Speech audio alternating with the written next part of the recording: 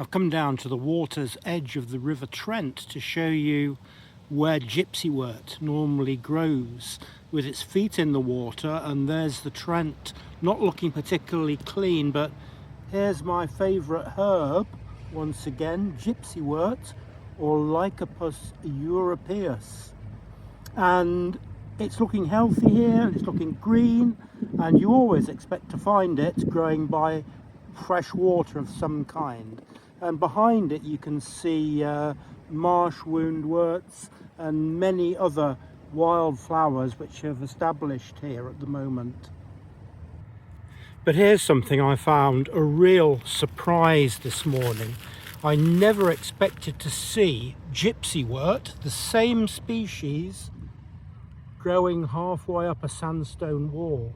How has it been able to achieve this? And it's not just a one-off specimen. There are a number of specimens of Gypsywort growing halfway up this dry wall. Here's another much smaller plant. It hasn't come into flower yet, but there is time in the season, and the plant is looking a bit pale, probably due to shortage of nutrients, not to say water. And here's another specimen, looking like it's almost gone over in its flowers. I suspect that this is an early flowering variety, and we've just got the remains of its flower heads left over. You can tell it's Gypsywort, and it looks like it's clearly set seed effectively. And here's another one a bit lower down on the wall and a bit further back in its flowering.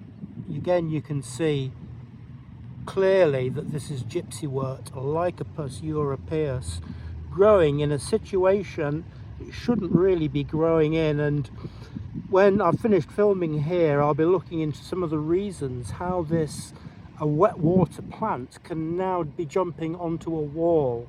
I've never seen it growing on a wall anywhere else. So how can Gypsywort grow on a wall? How did it get there in the first place? And here are a few ideas that I have, and I think they must be right. They can be the only explanation. First of all, I think that the River Trent does get in flood, and the wall is a flood retaining wall. That's the wall where the Gypsywort is growing.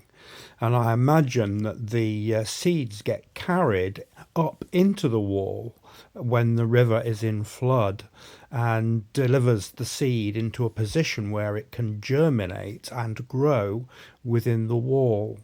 However, that does pose a problem from my point of view. For the last 2 or 3 months, that wall must have been dried out. It can't possibly be moist. So how come the Gypsywort has grown at all?